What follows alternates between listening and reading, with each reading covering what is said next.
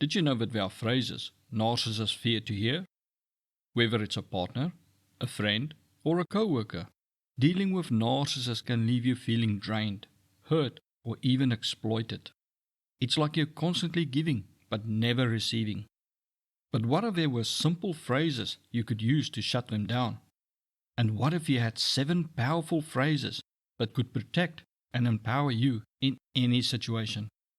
Over the past few months, I've spent hours combing through over 2,000 comments on my channel and over 5,000 comments I downloaded from other sources. Comments from real survivors who shared what worked for them when dealing with narcissists. From all that research, I've narrowed it down to the 7 best phrases to use in different situations to not only shut the narcissist down, but also protect yourself from their manipulation. And here's the bonus. I won't just give you the phrases. I'll also explain why each one works, what effect it has on the narcissist, and the right moments to use them.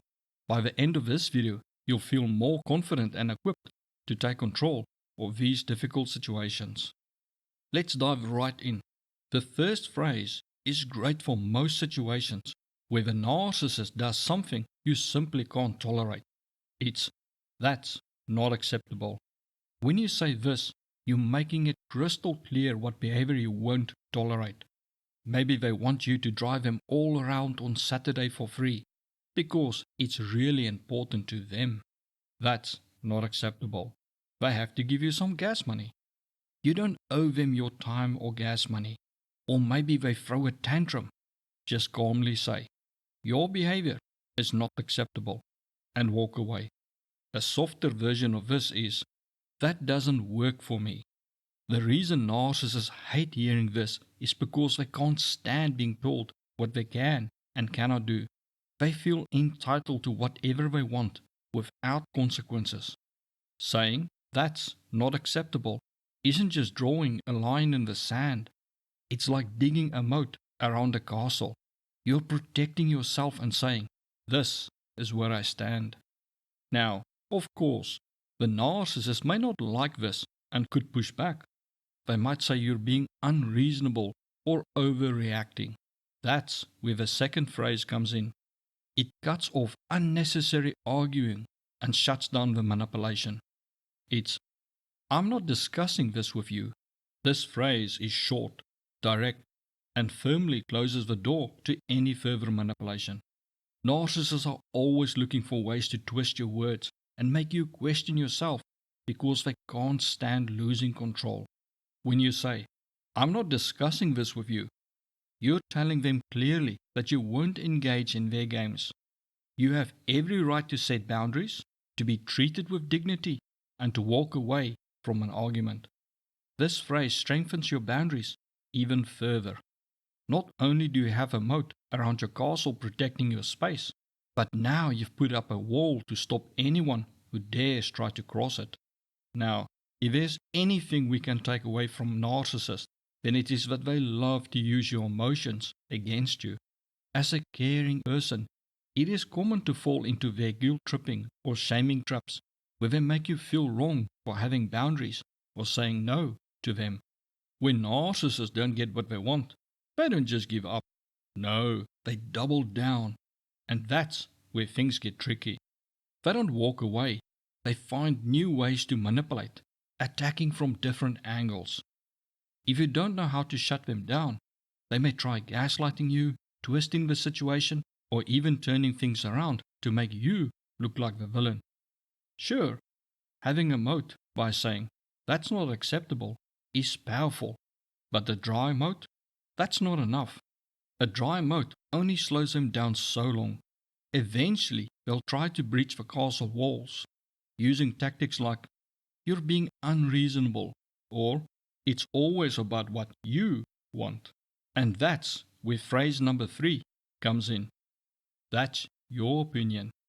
This phrase is a game changer. It's like filling the dry moat with water. Narcissists believe that their ideas and opinions are superior to others, and that everyone should just fall in line with their ideas or opinions. By saying, "That's your opinion," you're making it clear that your beliefs, ideas, and opinions are separate from theirs. You're not intimidated by their supposed superiority. Narcissists hate this phrase because they thrive on verbal combat, trying to draw you into a fight where they can prove their intellectual superiority. But here's the thing, when you use this phrase, you're denying them of the very drama they crave. You're telling them, I don't need to engage in this.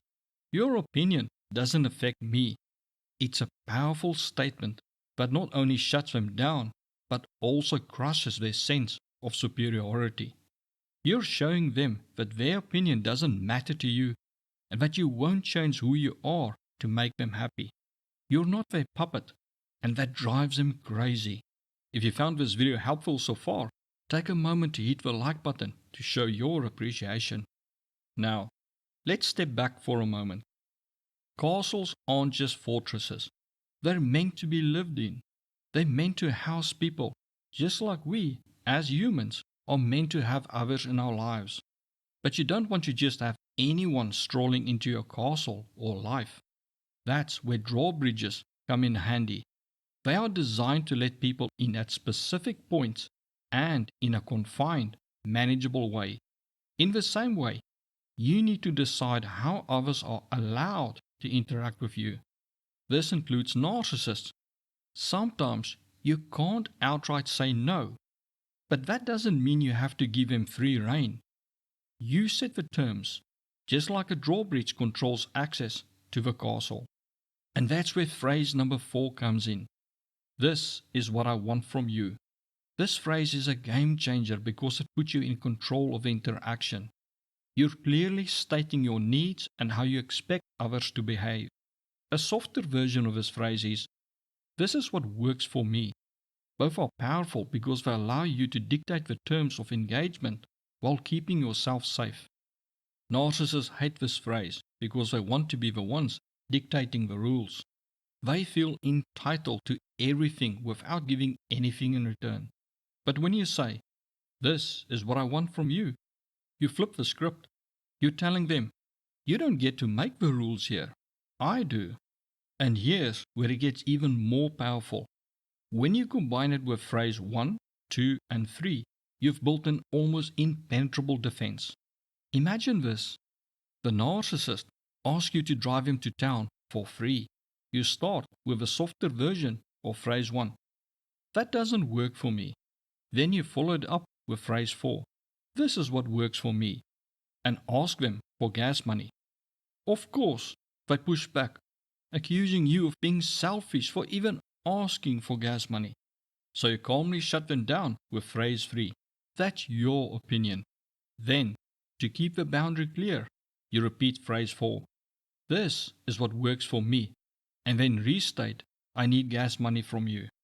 If they try to escalate things and start an argument about the gas money, you end it all with phrase 2. I'm not discussing this with you. At this point, you've created a castle not just protected by a moat filled with water, but also fortified with a strong wall and a controlled drawbridge. You decide who gets in and how they interact with you. Now, being the master manipulators they are, narcissists know exactly how to charm their way across the drawbridge and into your life. They love bomb you, making you feel special, valued, and wanted. But once inside, their true intentions reveal themselves. They start sabotaging you with devaluing comments designed to chip away at your self-worth and confidence. They set fire to your dreams and hopes, ruining relationships and isolating you from others. Slowly but surely, they begin destroying your castle from the inside out. But don't worry, there's hope. Just as castles have guards and knights to maintain order and defend against chaos, so do you have tools to manage and protect your inner circle. That's where phrases 5, 6, and 7 come in. Now, you don't want to just throw people out of your life at the first misstep. After all, they've made it past your moat, your walls, and your drawbridge. You give them one chance to explain themselves. Just like royalty would give them an opportunity to state their case. And that's where phrase number 5 comes in. Why would you say or do that. This phrase is powerful because it forces the narcissist to confront their actions. It compels them to reflect on what they've just said or done and come up with a reason for it. Narcissists hate this because it shines a light on their behavior, exposing it for what it is. It also helps you distinguish between impulsive outbursts and calculated attacks. This phrase is also an effective way to uncover their true intentions. Narcissists rarely consider how their words or actions affect others. They act emotionally and selfishly. By making them reflect and explain themselves, their response reveals whether they care about hurting you and whether they can take responsibility for their actions. If they refuse to admit they were out of line and instead try to justify their behavior, their excuse reveals a lot about their way of thinking. They clearly think what they did is okay, and the excuse they tell themselves to not feel bad about it. This also shows you how much they value you, what behaviors they believe is acceptable toward you, and ultimately, that protecting their ego is more valuable to them than your feelings or you. Of course, when confronted, narcissists often try to evade accountability with fake apologies. For example, they might say, "I'm sorry you feel that way," which shifts blame onto you, implying you're overly emotional. Or they might use an evading apology where they don't admit they did anything wrong, like, "I'm sorry if I hurt you." Then there's that classic downplaying fake apology. "I'm sorry, but it was just a joke." If you want to learn more about fake apologies and the hidden motives behind them, check out the video linked in the description. It dives deeper into these tactics and reveals what narcissists are really thinking when they say these things. And that brings us to phrase number 6, or phrases narcissists hate to hear. That's not an apology. This phrase calls them out directly and takes away the power of their fake apologies. But if you want to really knock them off balance, follow it up with phrase number 4. "This is what I want from you." Then clearly state what they need to do to make things right on your terms. This is like throwing alligators into the moat to guard your boundaries.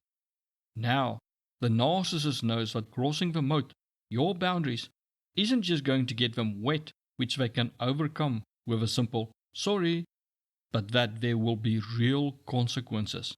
And that's the key. Narcissists don't respond to words.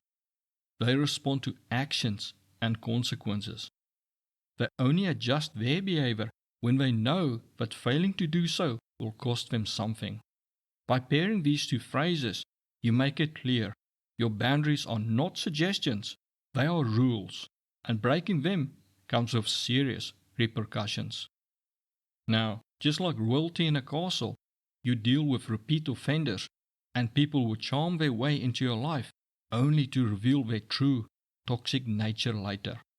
Sometimes, like royalty, you must impose harsh consequences, restricting access to your castle or even banishing someone entirely. But the narcissist won't accept this without a fight.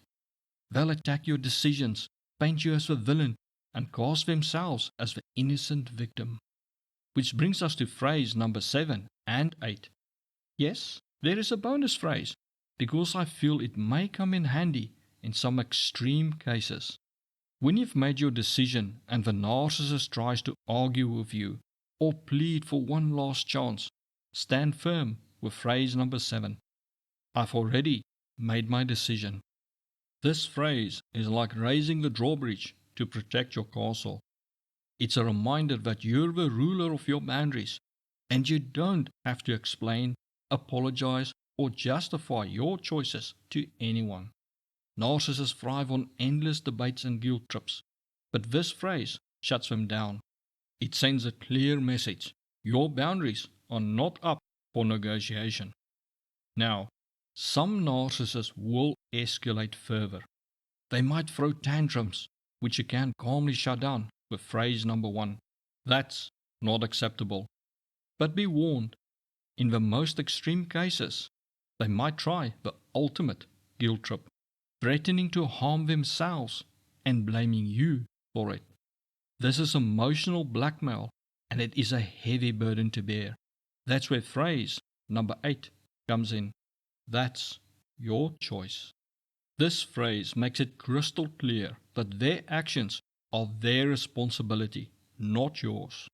It removes the power of their manipulation and places accountability where it belongs. If they make such threats, I strongly advise contacting the police or an ambulance. First, because suicide threats designed to manipulate you is emotional blackmail that often stop when they realize you are not going to fall for it, but just call an ambulance and have them taken away. And second, if they are serious, this ensures they receive the help they need. Don't try to talk them out of it yourself. You now have 8 powerful phrases to help you interact with narcissists. Every time you stand firm with one of these phrases, you're not just setting boundaries, you're building a stronger, more secure castle. Just be aware that narcissists have a nasty habit of playing innocent and acting dumb to try to dodge accountability.